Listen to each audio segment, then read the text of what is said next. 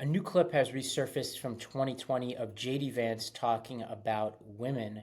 Let's go to the clip. And you can sort of see the effect it has on him to be around them. Like, they spoil him. There's sort of all the classic stuff that grandparents do to grandchildren. But it makes him a much better human being to have exposure to his grandparents. Well, I don't know.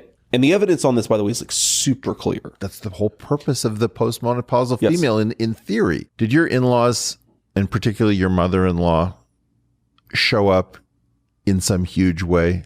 She lived with us for a year. Right. So, I didn't know the answer to that. Right. No, because that's this weird unadvertised feature of marrying an Indian woman. So it's in some ways the most transgressive thing I've ever done against sort of the hyper neoliberal approach to work and family. My wife had this baby 7 weeks before she started the clerkship. It was still not sleeping any more than an hour and a half in a given interval. And her mom just took a sabbatical. She's a biology professor in California.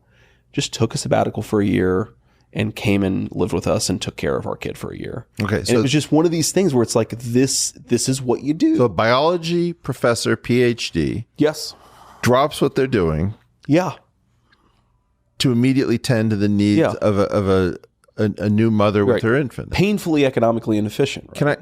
Can I just propose? Like, why didn't she just keep her job, give us part of the wages to pay somebody else to do it? Right? Because that is the thing that the hyper liberalized economics wants you to do. The economic logic of always prioritizing paid wage labor over other forms of contributing to a society is to me, it's actually a consequence of a sort of fundamental liberalism that is ultimately going to unwind and collapse upon itself. I think it's the abandonment of a sort of Aristotelian virtue politics for a hyper market oriented way of thinking about what's good and what's desirable. If people are paying for it and it contributes to GDP and it makes the economic consumption numbers rise, then it's good. And if it doesn't, it's bad. I think that entire sort of, to me, that's sort of the root of our political problem. Now, what I find fascinating about this clip is that J.D. Vance seems to have a talent for taking something that should be uncontroversial, like in this example, grandparents taking care of grandchildren, and he has a skill for making it sound as creepy as he possibly can make it. So he's saying, like, this is the purpose of postmenopausal women, right?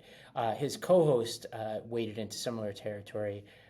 J.D. Vance agreed when the host said grandparents helping raise children is, quote, a weird unadvertised feature of marrying an Indian woman.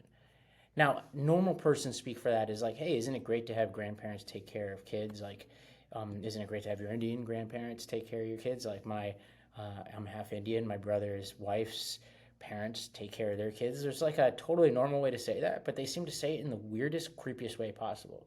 And I think this is only going to continue this sort of gender gap that we see in this campaign.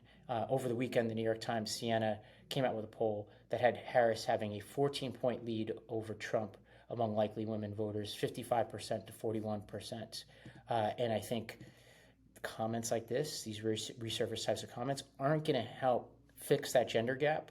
And then you have, Trump commenting on Harris's looks, calling her a bitch. These are not the kinds of things that are going to help, try to narrow that gender gap. And let's be clear here. The GOP needs to narrow that gender gap if they hope to win this election.